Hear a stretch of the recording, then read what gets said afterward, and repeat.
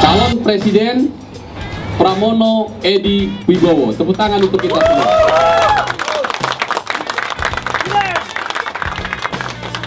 Pak Pramono Edi Wibowo, Anda didampingi dua panelis yang kami siapkan. Sebelah kiri kita adalah pemimpin redaksi tersohor dari Jurnal Nasional, Bapak Asro. Sebelah kanan, selain anggota komite konvensi, ia adalah pakar politik. Pokoknya sejak bangun tidur urusan tentang presiden, Kristianto Wibisono. Yeah. Pak Pramono Edi, kita punya 60 menit. 30 menit Bapak bicara, nanti 30 menit berdialog dengan dua panelis dan juga para awak jurnalis. Jika Bapak menggunakan 20 menit boleh, 30 menit juga boleh, tapi tidak boleh lewat 30 menit supaya dialognya menarik kepada teman-teman media. Acara ini adalah Meet the Press, jumpa media. Setelah 3 bulan setengah, mulai 16 September 2013, calon presiden melakukan belusukan ke seluruh Indonesia.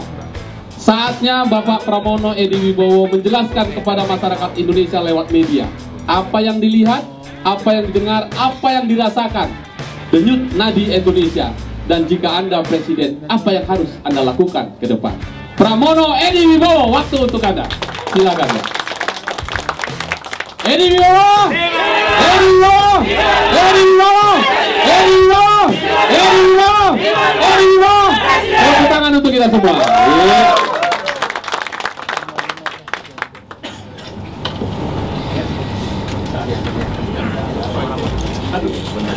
Assalamualaikum warahmatullahi wabarakatuh.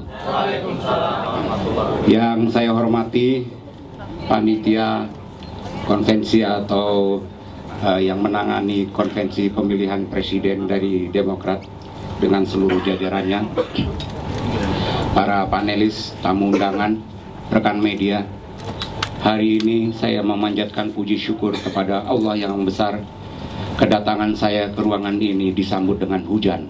Hujan adalah berkah yang luar biasa. Banyak orang menganggap bahwa hujan adalah sesuatu andai kita memohon kepada Yang Maha Kuasa, insya Allah akan dikabulkan. Hari ini pun saya masuk ke sini, saya berharap hal yang baik untuk negeri kita. Amin. Saya harus lihat jamnya, kadang-kadang saya bicara agak nyelonong waktunya. Bahwa hari ini saya ingin menyampaikan beberapa hal, dan juga komunikasi yang kita bangun menjadikan sesuatu penyempurnaan andai aku menjadi pemimpin Republik Indonesia yang akan datang. Mulai dari pengabdian saya, background saya sebagai tentara. 33 tahun 3 bulan aku mengabdi menjadi Tentara Nasional Indonesia. Banyak daerah ku kunjungi, dari mulai ujung barat sampai dengan ujung timur Indonesia. Banyak hal yang kulihat. Betapa Indonesia adalah sebuah negara yang luar biasa. Baru dilihat dari wujud geografisnya.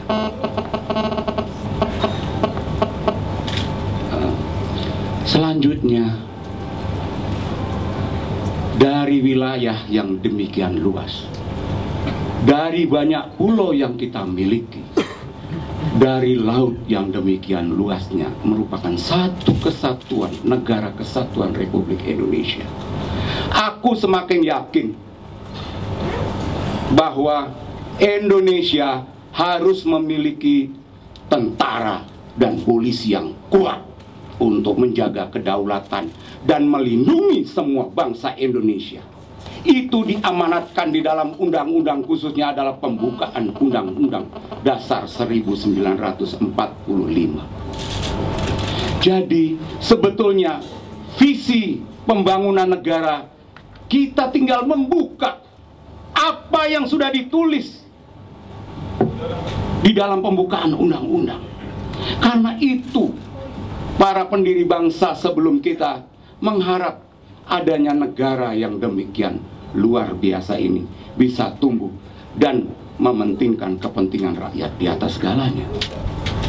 Kalau kita lihat sudah luas dengan kekayaan, alangkah hebatnya negara Indonesia. Oleh sebab itu, dalam forum ini pun saya menyampaikan, jangan sekali-kali meniru negara lain, karena negara Indonesia sangat beda. Dia punya budaya, dia punya tempat, dia punya luas, dia punya pulau banyak. Kalau kita hanya mengadop sistem negara lain utuh, sangat berbeda, salah besar saya katakan. Jangan sekali-kali hanya mengikuti itu. Kita lihat selama ini semua hanya mengadop dari negara barat. Indonesia adalah negara yang spesifik luar biasa. Pulaunya banyak, suku bangsanya banyak, macam bahasa daerahnya banyak, tapi bahasa yang digunakan bukan bahasa mayoritas, yaitu penduduk Jawa berbahasa Jawa, tetapi bahasa persatuan, yaitu bahasa Indonesia.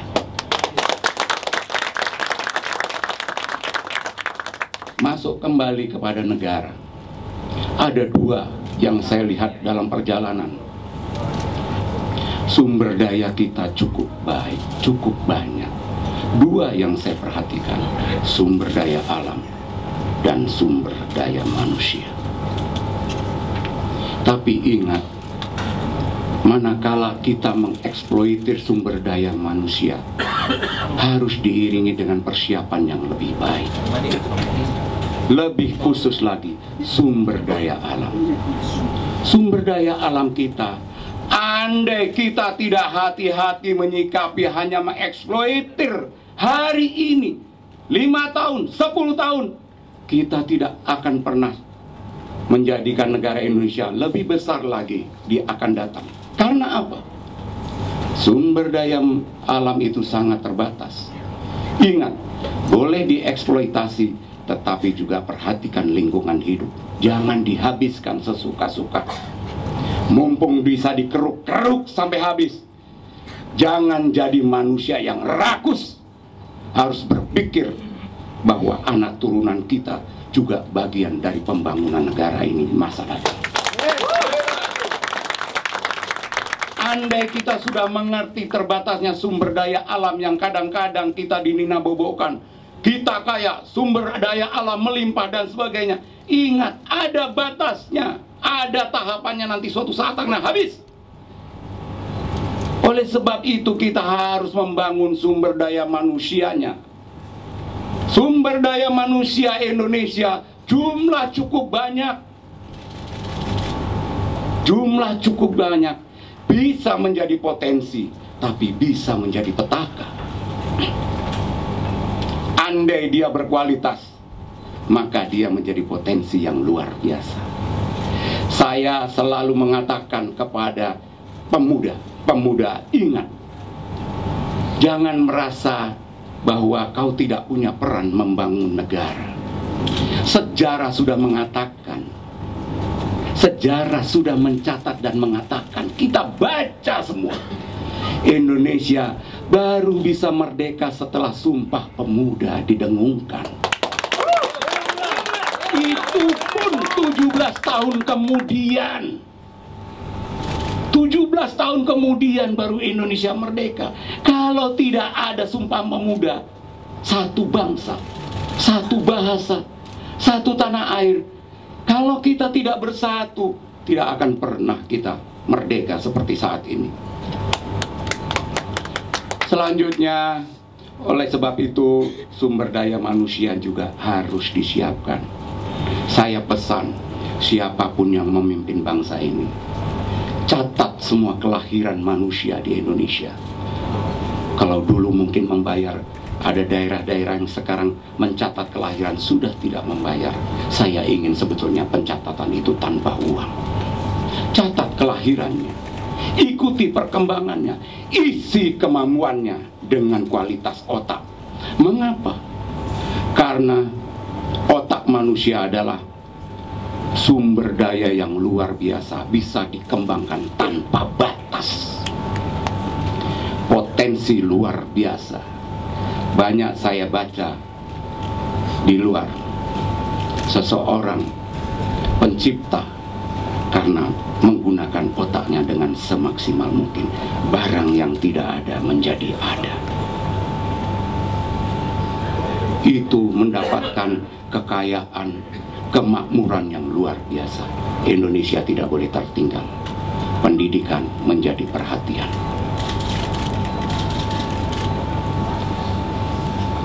Namun itu semua, andai negara sudah besar, lengkap kaya, selanjutnya tentaranya bisa menjaga keutuhannya. Tidak ada lagi pulau hilang, diambil orang. Maka yang tadi saya katakan, harus ada rasa aman. Harus ada rasa aman, nyaman tinggal di Indonesia. Dengan demikian, kita bisa meningkatkan yang namanya ekonomi kerakyatan. Apa ekonomi kerakyatan sebetulnya? Ekonomi yang mengikut sertakan rakyat sebanyak-banyaknya dan mensejahterakan rakyat Indonesia. Itu ekonomi kerakyatan. Selanjutnya, dalam perjalanan saya melihat ke perbatasan. Perbatasan Papua, perbatasan Kalimantan, perbatasan kita salah satu pulau terluar atau terdepan yaitu Pulau Sekat, yang andai ada orang mendarat ingin mengambil itu pulau dengan kekayaannya, dia yang ada di sana. Perhatikan orang yang di depan itu. Kita harus juga mau mengoreksi diri. Mungkin karena ada subsidi bahan bakar yang mudah kita dapat, sehingga kita hidup menjadi lebih boros. Tapi orang yang di luar itu hidup untuk menjaga kedaulatan dengan segala keterbatasannya, tidak pernah mengeluh dan sangat hemat. Justru orang yang di kota hidup nyaman, tenteram, tetapi hidupnya boros. Rasanya tidak adil ini. Rasa tidak adil. Oleh sebab itu, saya menyarankan, mari mulai dari diri kita sendiri. Hiduplah hemat. Kalau kita ikuti sumber daya listrik atau lampu, bisa ada alternatif lain, air, mungkin matahari. Saya hitung, saya tanya kepada METI, masyarakat energi terbarukan Indonesia yang sudah 12 tahun berkecimpung di situ. Apa betul tidak ada energi alternatif di Indonesia? Kalau di daerah musim dingin mungkin berapa persen mendapatkan matahari. Tapi di Indonesia sepanjang tahun kita punya. Mengapa tidak dikembangkan? Saya takut ada orang asik hanya menggunakan bahan bakar yang disubsidi ini. Karena saya datang ke perbatasan, mereka menggunakan genset. Bahan bakar minyak tidak ada di perbatasan. Dikirim jauh dari sini, yang mungkin kita beli jauh dari negara lain. Yang terkadang ada orang mengamati tidak, genset itu kadang-kadang mati 1 hari, mati 2 jam per hari.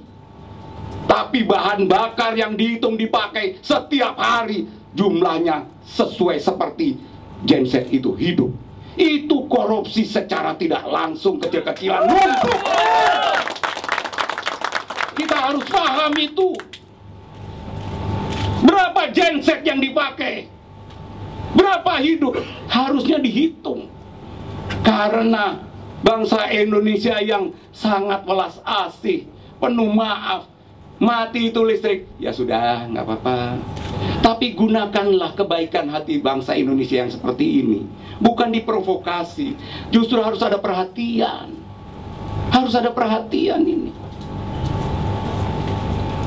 Kita harus terdepan. Mulai dari mana? Dari diri sendiri kita harus hemat. Hidup apa adanya. Jangan seperti orang-orang yang banyak saya lihat.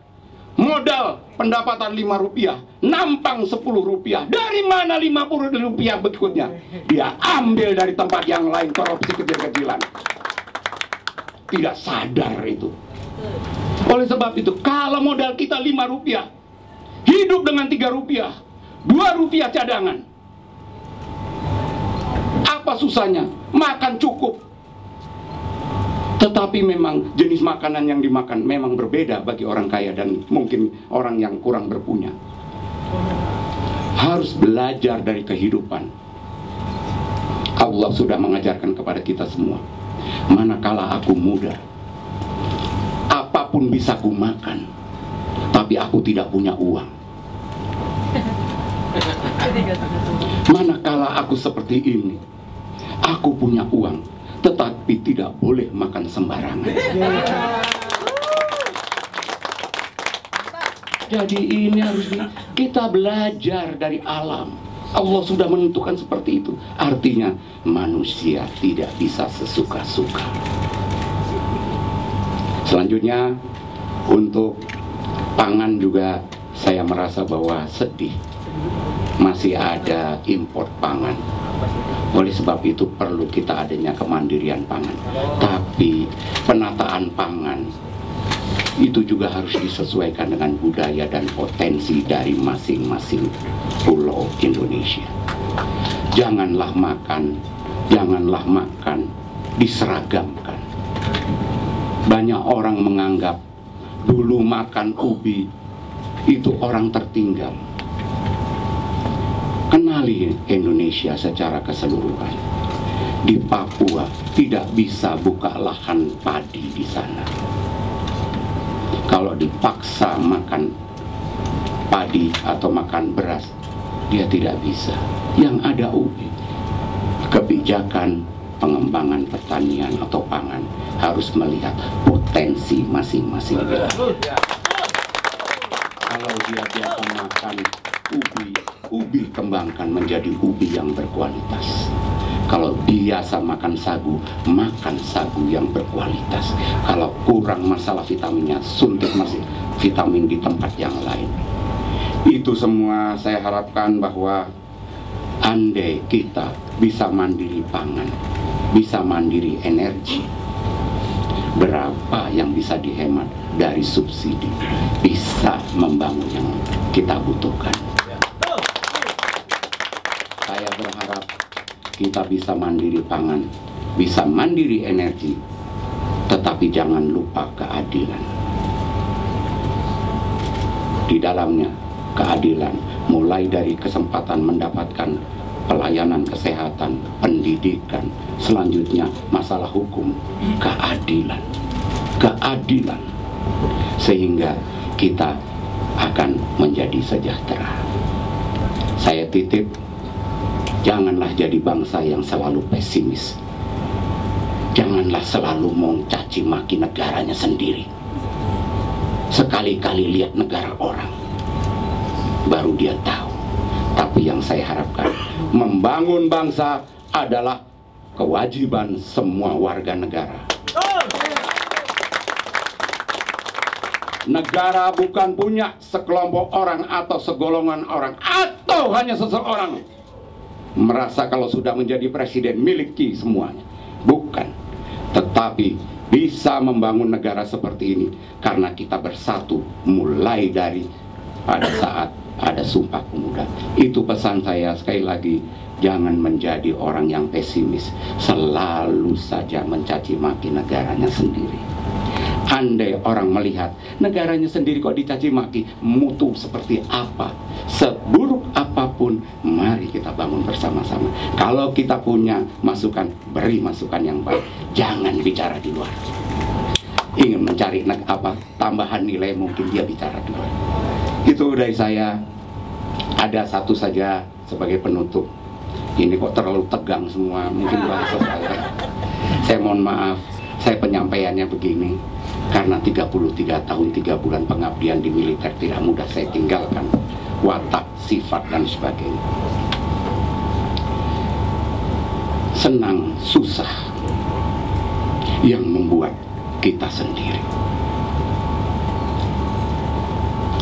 Senang, susah yang membuat kita sendiri. Bahagia atau tidak yang membuat kita sendiri. Contoh, ada senior saya, mungkin ini agak lebih sedikit ya, lebih ya? Masih ada, Pak. Oh, masih ada, Pak. Ya. Ada senior saya dulu. Pada saat saya kapten mayor, senior saya ini mengatakan kepada saya, Edi, dekat begitu, Edi, aku cita-citanya pengen jadi wali kota Surabaya. Kaget saya. Orang jadi tentara itu pengen jadi jenderal, pengen jadi komandan, panglima, pengen jadi, waduh, kok ini pengen jadi wali kota Surabaya. Beliau sebut almarhum Sunarto, almarhum. Baik dengan saya, sering ngobrol gitu. Pak, saya ingin tahu pokoknya, katanya gitu, aku pengen jadi wali kota Surabaya. Ya sudah, kalau pengennya ya, connect WF, pengen jadi jenderal. Saya bilang begitu. Masuk susah-susah kok jadi wali kota. Pada saat itu belum populer. Kalau sekarang wali kota, oh banyak, kerja keras, bertanding. Kalau dulu tunjuk saja jadi, kan gitu. Suatu saat beliau betul jadi wali kota Surabaya. Selanjutnya beliau jalan-jalan keluar dari kantor wali kota, jalan-jalan dengan stafnya. Jalan-jalan, beliau melihat parkiran becak di pinggir jalan besar. Di dalam becak yang diparkir berapa becak ini, ternyata beliau melihat ada tukang becak yang tidur pulas di situ, ngorok. Padahal mobil besar lewat, karena jalan ini jalan utama. Oh, begitu. Terus wali kota ini, senior saya bilang begini, iya, kok iso ya? Kok bisa ya tidur nyenyak begini dia? Padahal di becak banyak kendaraan lewat, suaranya tidak terdengar, seolah-olah luar biasa pulesnya dia di sini. Kenapa bisa begini, katanya? Wah, aku yang di kasur nggak bisa tidur nyenyak seperti ini. Itu kata wali kota. Jawabannya oleh stafnya, Pak, gampang, Bapak becak aja, besok tidurnya pulas.